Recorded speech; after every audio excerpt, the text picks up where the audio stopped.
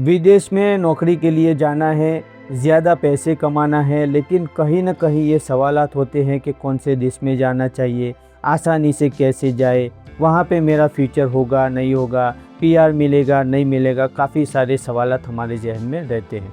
लेकिन आज मैं आपको एक ऐसे देश के बारे में बताऊँगा, जिसके बारे में बहुत कम लोग जानते हैं। वीडियो को आखिर तक देखेंगे तो आपको खुद ब खुद पता चल जाएगा कि आपके लिए वहाँ पे जॉब अपॉर्चुनिटी है या नहीं।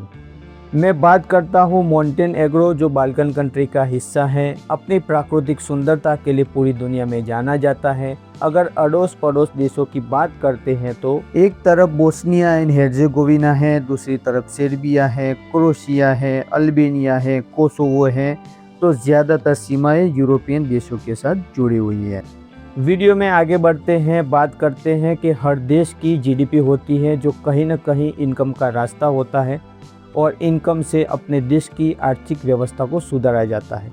वैसे ही 60% से ज़्यादा मोंटेनेग्रो का जो जीडीपी का हिस्सा है वो टूरिज़्म से जुड़ा हुआ है।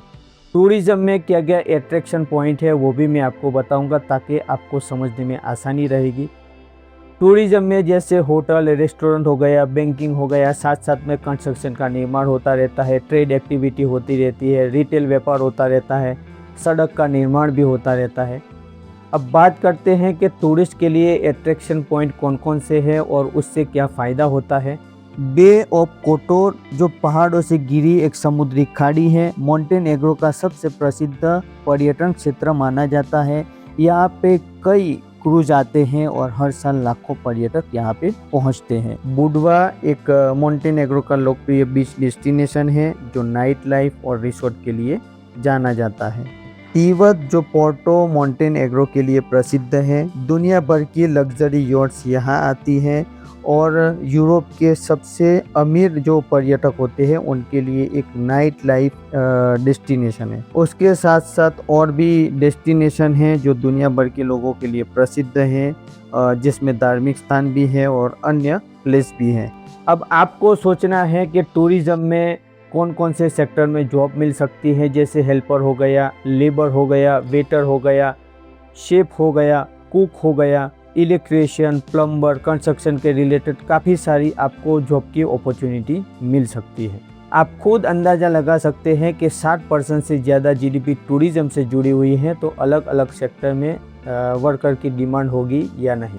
अब दूसरे नंबर का जो अहम जीडीपी है वो एग्रीकल्चर से जुड़ी हुई है। एग्रीकल्चर में सबसे ज़्यादा जो उत्पादन होता है वो अंगूर का होता है। चेमोवस्को पोल्जे पूरे यूरोप का सबसे बड़ा सिंगल वाइन यार्ड है और मोंटेनेग्रो का सबसे बड़ा अंगूर का बाग है, जो 5680 एकड़ के आसपास के एरिया में फैला हुआ है, जिसमें 70% के करीब जो खेती होती है वो अंगूर की होती है।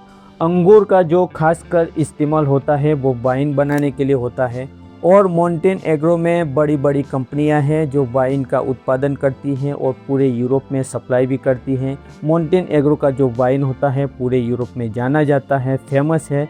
और आप लोग जानते होंगे कि यूरोप में वाइन के बिना उनकी ज़िंदगी अधूरी मानी जाती है। अंगूर के साथ साथ उत्पादन होता है, डेयरी फार्म का होता है और अन्य एग्रीकल्चर में भी उत्पादन किया जाता है। अब जाहिर सी बात है कि इतना बड़ा बाग है, एग्रीकल्चर का इतना सारा उत्पादन है, तो वहाँ पे वर्करों की ज़रूरत होती है या नहीं, आप खुद अंदाज़ा लगा सकते हैं। साथ साथ में वाइन की जो इंडस्ट्री होती है वहाँ पे पूरा काम मशीनरी के ज़रिए नहीं किया जाता है, कोई काम ऐसा होता है कि जो वर्कर के ज़रिए किया जाता है। अब आप खुद सोच सकते हैं कि वर्कर के लिए वहाँ पे डिमांड होगी या नहीं। वर्कर में आपको हेल्पर में, लेबर में, पैकेजिंग में, सुपरवाइज़र में, साथ साथ फैक्ट्री में कोई पार्ट टूट होता है तो प्लम्बर की ज़रूरत होती है, इलेक्ट्रीशियन की ज़रूरत होती है, वेल्डर की ज़रूरत होती है। कई सारे अलग अलग कैटेगरी में डिमांड रहती है। मोंटेनेग्रो गवर्नमेंट की जो संख्या विभाग है मोन स्टेट, 2026 के रिपोर्ट में बताया गया है कि पिछले साल 2025 में 1.53 करोड़ विदेशी टूरिज़्म ने स्टे किया है और जिसमें 95% हिस्सा है वो विदेशी टूरिज़्म का है। अगर आप रिपोर्ट पढ़ना चाहते हैं तो मैंने डिस्क्रिप्शन में लिंक दिया है, आप रिपोर्ट को खुद पढ़ सकते हैं। साथ साथ में एक रिपोर्ट 2026 का है कि मोंटेनेग्रो की गृह मंत्रालय और जो व्यापारी संघ होता है उनकी बैठक में अहम जो मुद्दा रहा है वो विदेशी वर्करों की काफ़ी कमी महसूस की गई है। जिसमें बताया गया है कि विदेशी वर्करों की वीज़ा में देरी होने की वजह से यहाँ के उद्योग प्रभावित होते हैं और सीज़न में विदेशी वर्करों की काफ़ी हद तक ज़रूरत रहती है। मोंटेन एग्रो गवर्नमेंट की 2026 की एक और रिपोर्ट है जिसमें बताया गया है कि विदेशी वर्करों के लिए 2026 में 28,000 से ज़्यादा वर्करों का कोटा अलॉट किया गया है। उसके साथ साथ 5,000 विदेशी वर्करों का कोटा रिजर्व रखा गया है। अगर ज़रूरत पड़ने पर 5,000 विदेशी वर्करों को और भी बुलाया जाएगा, जिसमें 21,000 से ज़्यादा जो वर्कर हैं वो लॉन्ग टर्म एम्प्लॉयमेंट में काम करने वाले हैं और 5,000 के करीब जो हैं वो सीजनल वर्क होते हैं, जो सीज़न में काम किया जाता है उनके लिए है। अब ये भी सवालात होगा कि वहाँ के नागरिक नहीं होंगे तो विदेशी वर्करों की ज़रूरत होती है, तो इसके लिए भी मैं आपको बता देता हूँ कि वहाँ के जो नागरिक है वो खासकर दूसरे देशों में चले गए हैं, पड़ोसी देशों में। दूसरा कि वहाँ पे जो हार्ड काम होता है कंस्ट्रक्शन का, प्लम्बर का, वो लोकल नागरिक नहीं करते हैं। उनकी वजह से विदेशी वर्करों की कमी महसूस होती है। साथ साथ में विदेशी वर्करों के लिए जो खास करके डिमांड रहती है वो शेफ की और कुक की रहती है। उसमें ज़्यादातर विदेशी लोगों को ही पसंद किया जाता है। उसके साथ साथ जो स्किल वर्क होता है उसमें खासकर विदेशी वर्करों को पसंद किया जाता है और विदेशी वर्करों में इंडियन वर्कर को पसंद किया जाता है। इंडियन वर्करों के पास जो हुनर है वो पूरी दुनिया में जाना जाता है। सीज़न के टाइम में विदेशी वर्करों की काफ़ी हद तक ज़रूरत रहती है, काफ़ी हद तक कमी महसूस होती है। कुछ बातें हैं जो ध्यान में रखते हुए विदेशी वर्करों की काफ़ी हद तक वहाँ पे डिमांड रहती है। सीज़न का जो टाइम है वो बताया जाता है कि जून के बाद 4 या 6 महीने ऐसे हैं जहाँ पे भारी मात्रा में टूरिज़्म वहाँ पे पहुँचते हैं।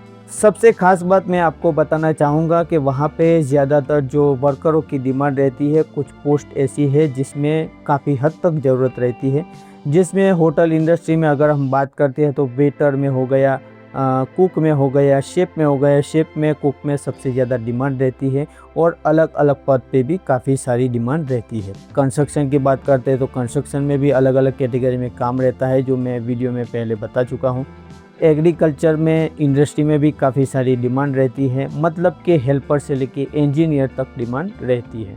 उसके साथ साथ सैलरी के बारे में भी कुछ बताना चाहूँगा कि लेबर के, हेल्पर की कैटेगरी में जो सैलरी होता है, बेसिक सैलरी 600 यूरो से 800 यूरो तक होता है, जिसमें कोई हुनर नहीं है, हेल्पर के काम में जा रहे हैं, लेबर के काम में जा रहे हैं। जो सैलरी इंडिया के हिसाब से 60,000 से 90,000 तक होता है। अगर आपके पास कोई हुनर है, स्किल है, तो 1500 यूरो से लेकर 3500 यूरो के आसपास सैलरी रहती है, जिसमें 1,50,000 से लेकर 3,80,000 या उससे ज़्यादा भी हो सकता है, कम भी हो सकता है। वहाँ पे आईटी में, सॉफ्टवेयर इंजीनियर में भी, सुपरवाइज़र में भी अलग अलग कैटेगरी का भी डिमांड रहता है। जॉब की जो प्रक्रिया की बात करते हैं तो सबसे पहले कंपनी आपको पसंद करती है तो ऑफ़र लेटर इश्यू करती है, वर्क परमिट इश्यू होता है, वर्क वीज़ा इश्यू होता है। मोंटेन एग्रो पहुँचने के बाद में आपका लोकल रजिस्ट्रेशन होता है, टीआरपी होता है और जो वर्क कॉन्ट्रैक्ट होता है वो खासकर 1 साल का होता है, वो रिन्यूएबल होता है। जो प्रक्रिया है वो बिल्कुल आसान है, यूरोप देशों जैसी कठिन नहीं है। अगर आप अपना दिमाग लगा के सही तरीके से काम करते हैं तो बहुत कम खर्चे में आप खुद पहुंच सकते हैं। प्रोसेस का टाइम जो बताया जाता है वो 3 हफ्ते से लेकर 5 हफ्ते होते हैं। कई काम में 3 महीने तक का टाइम लग जाता है, उससे ज़्यादा भी हो जाता है, लेकिन खासकर जो बताया जाता है वो 2 महीने के करीब आसपास में होता है। अब बात ये होती है कि पीआर में कैसा सिस्टम है। तो पीआर के लिए जो कानून है, on the proclamation of the foreigners law the right to permit residence article 82। जहाँ तक पीआर की बात है तो अगर 5 साल तक कंटिन्यू काम करते हैं तो पीआर के लिए एलिजिबल हो जाते हैं। आपको ये भी बता दूं कि 5 साल का मतलब ये नहीं है कि कंटिन्यू 5 साल तक आपको मोंटेन एग्रो में रहना पड़ेगा। कुछ समय के लिए आप देश के बाहर जा सकते हैं।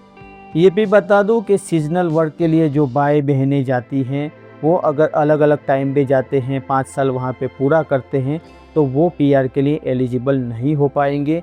पीआर के लिए जो आर्टिकल 82 में लिखा है, सिर्फ वही लोग एलिजिबल हो पाएंगे कि जो लंबे समय तक एम्प्लॉयमेंट में काम करते हैं।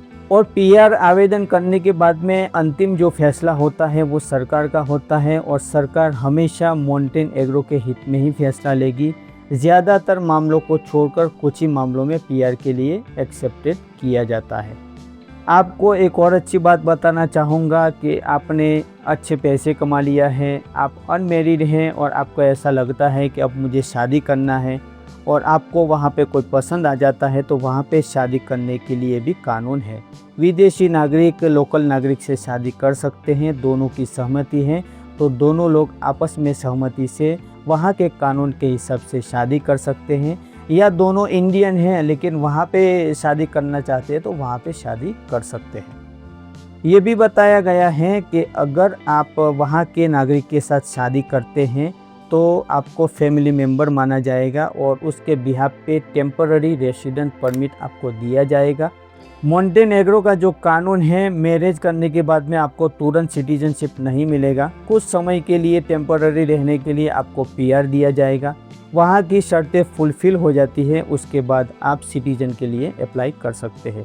और ये भी बताया है कि आपको सिर्फ वहाँ पे रहने के लिए शादी करना है तो सिटीजनशिप नहीं मिलेगा, शादी करने के बाद में साथ में रहना पड़ेगा। अगर आपने फेक शादी किया है सिर्फ वहाँ पे रहने के लिए तो ऐसी परिस्थिति में आपको डिपोर्ट भी किया जा सकता है और आपको नागरिकता नहीं मिलेगी। शादी करने के बाद में आपको वहाँ पे दोनों साथ में रहना पड़ेगा। गवर्नमेंट को दिखाना होगा कि आप साथ में रहते हैं, आप एक दूसरे से सेटिस्फाइड हैं और ऐसा लगता है कि फ्यूचर में दोनों हमेशा साथ में रहेंगे, उसके बाद ही आपको नागरिकता के लिए अलाउ किया जाता है। उम्मीद करता हूँ कि आपको दी गई जानकारी समझ में आ गई होगी। मिलते हैं नेक्स्ट वीडियो में कोई और जानकारी के साथ, तब तक अपना अपने परिवार का ख्याल रखें। धन्यवाद।